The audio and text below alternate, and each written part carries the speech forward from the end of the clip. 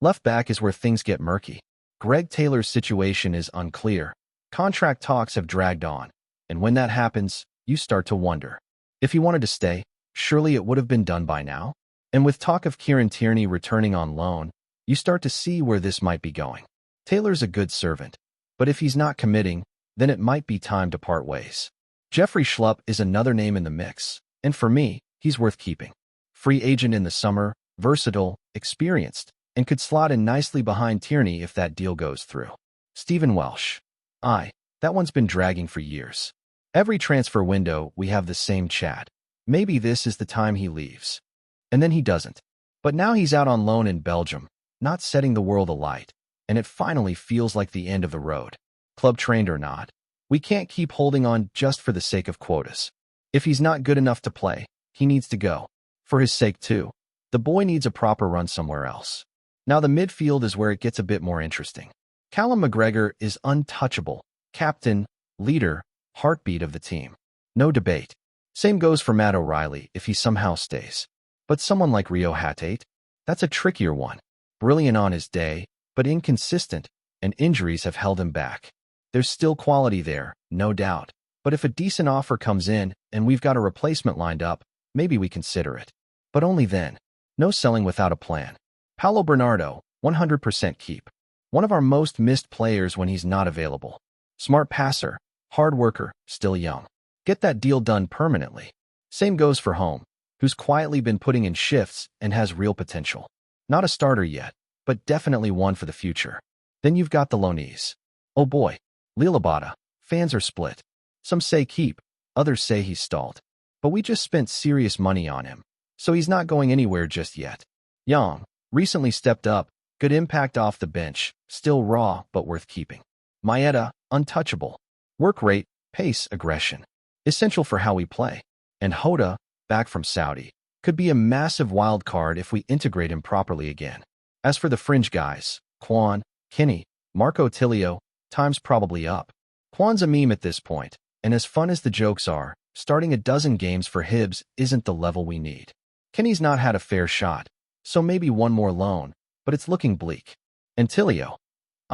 Let's just not waste energy. If you know, you know. That leaves us with around 20 players we can realistically build around. 20. And that's being generous. Any sort of injury crisis, and suddenly we're scraping the bottom of the barrel again.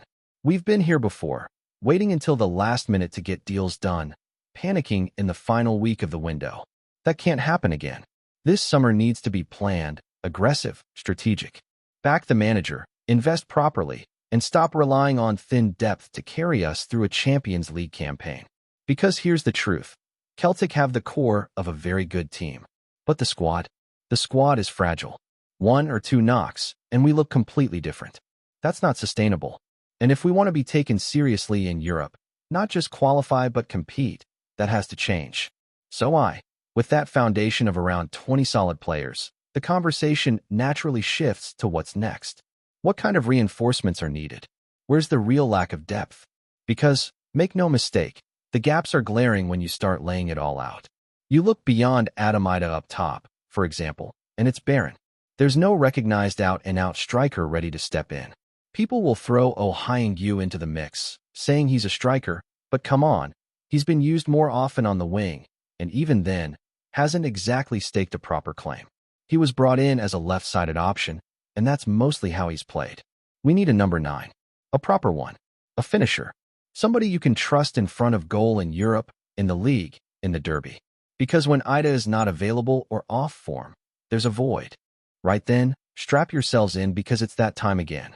You know when the international break hits and we're all just sitting around craving some proper football chat? Well, this is how we scratch that itch. Forget the dramatic intros or over-the-top build-ups. We're diving straight into it today. We're doing a tier list, and not just any tier list, but one that cuts to the core of where Celtic Football Club stands right now. Squad depth, strengths, weak links, who's staying, who needs shipped out, who's still clinging on for dear life, and who we need to build around going forward. Because let's face it, after that sore one against Rangers, everyone's already looking ahead to the summer. So here's the thing. You'd normally expect this sort of conversation to pop up closer to the end of the season. But that Derby loss changed the tone big time. All over forums, Twitter, group chats, Celtic fans are asking the same questions. Is the squad deep enough? Do we have the quality past the starting 11? Where do we need to invest? And honestly, those are fair questions. Injuries have exposed the cracks, and now the spotlight is on every single player. It's not just about who starts every week. It's about the bench, the backups, the loanees set to return. Everyone's up for evaluation. We've done this kind of thing before, mind you. This time last year we had a similar conversation, and it actually aged pretty well. Back then, it was a bit easier to call. We all knew someone like Matt O'Reilly was on his way out. The writing was on the wall. But now, it's murkier. There's less certainty, fewer obvious outs, and a lot more gray areas. So today, we're digging deep. We're looking at the full Celtic squad, including the boys out on loan who are due back in the summer. And we're asking the big question, should they stay or should they go? Not just based on potential, but based on where Celtic are heading. Are they good enough for Europe? Do they offer something different? Are they taking up space that could be better used? Let's start with the keepers because, let's be honest, that's the easy bit. Joe Hart's retiring, of course, so now we've got Vasilis Barkas, Benjamin Siegrist, and Scott Bain. Actually, scratch that. Barkas is long gone, thankfully, and Siegrist seems to have vanished into thin air. It's all about Bain and whoever else we bring in. But the talk is that Kasper Schmeichel's signing for 1 year, and if that happens, we're sorted in goal for now. Solid, experienced, and doesn't make daft mistakes. That's good enough for Europe and the league. Backup-wise, Bain's fine, not spectacular, but he knows his role. And Vasilis Sinisalo's one for the future, so unless we're desperate, the goalkeepers are probably the least of our worries this summer. Now let's get into the meat of it, the outfield. And this is where things get spicy. Some names basically pick themselves to stay. Cameron Carter-Vickers, for example. If we lose him, it's a disaster. He's the best center back in Scotland by a mile. And if we're being real, he's too good for this league. The fact we've managed to keep him this long is a blessing, but that might not last. There are whispers of interest from down south, and we all know how that story goes. If Celtic have any sense, they'll do everything to keep him. Better contract, promises of European football, the works. You don't replace players like him easily. Beside him, you've got Liam Scales, who's become a bit of a cult figure this season. Not the flashiest, not the most technical, but solid. Reliable. Good in the air. Doesn't complain. He's not starting material for Europe, but as a squad player, absolutely keep. And then there's Mike Naraki, who came in with a decent reputation but has barely been seen. Injuries haven't helped, and now folk are wondering if it's time to cut losses. But here's the thing. One good performance in a derby isn't enough to rewrite his whole Celtic career. He's been here long enough to have made a proper impact, and he hasn't. If we can recoup some of the money, move him on. Sometimes it just doesn't work out.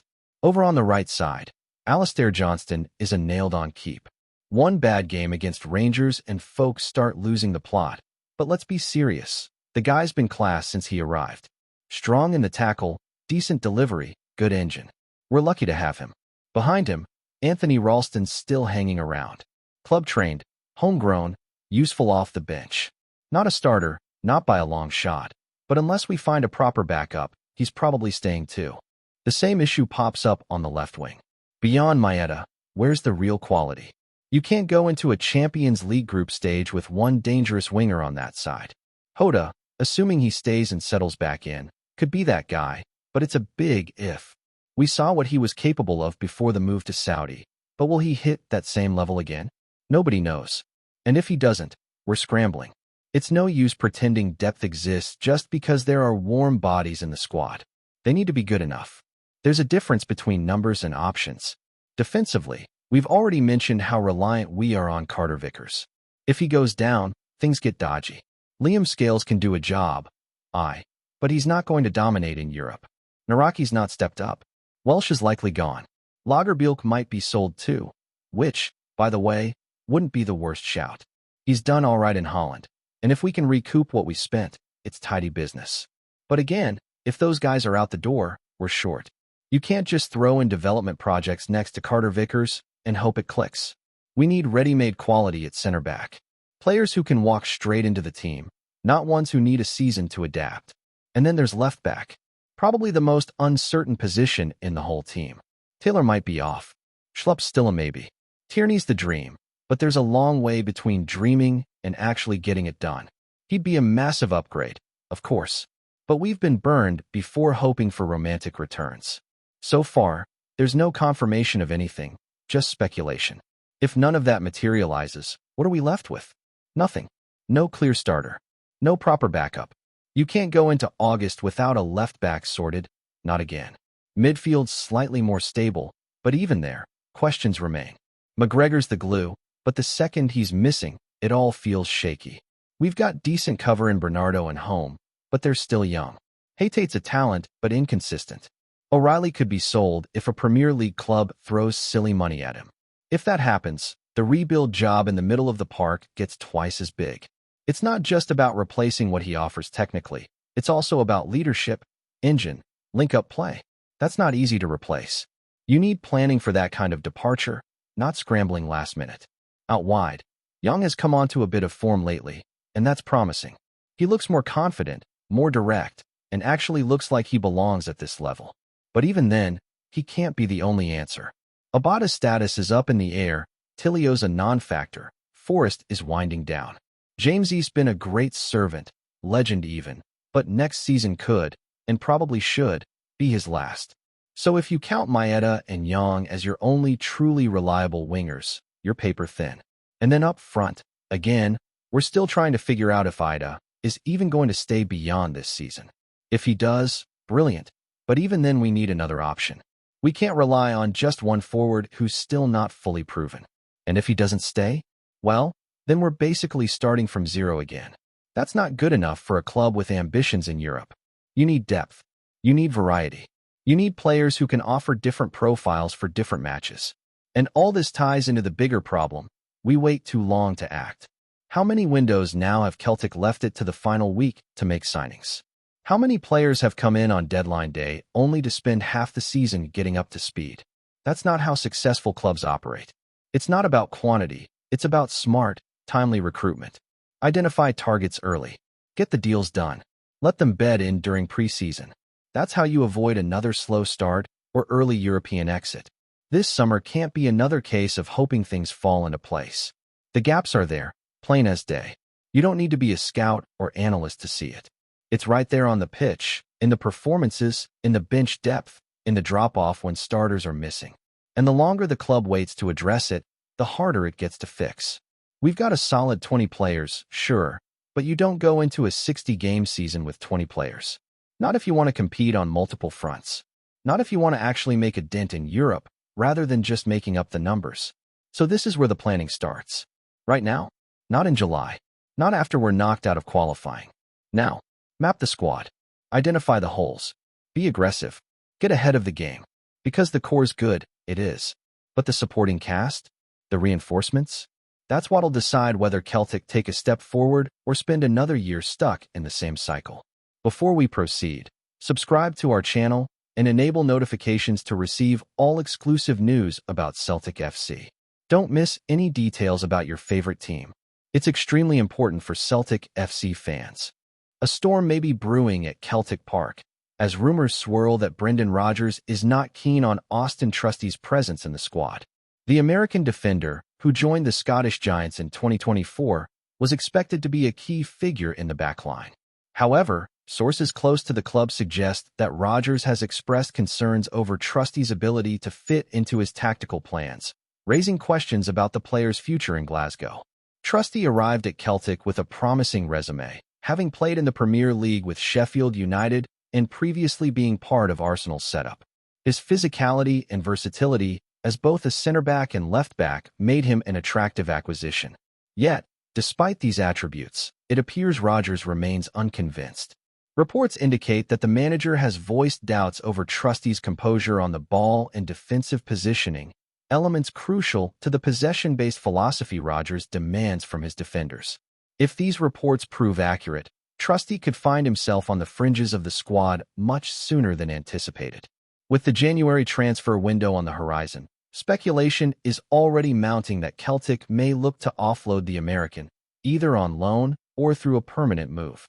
The situation is further complicated by the fact that Trusty only recently signed a 5-year contract, making an early departure financially challenging for the club. For now, neither Rodgers nor Trusty have publicly addressed the rumors, leaving fans and pundits alike eager for clarity. With Celtic pushing for domestic dominance and European success, the question remains, will Trusty fight for his place, or is his time at Celtic already running out? The coming weeks could prove decisive in determining the defender's fate at one of Scotland's most storied clubs. Hello, fan. Don't forget to like and subscribe to the channel, as it means a lot to Celtic FC. Also, share your opinion about the news in the comments below. See you in the next video.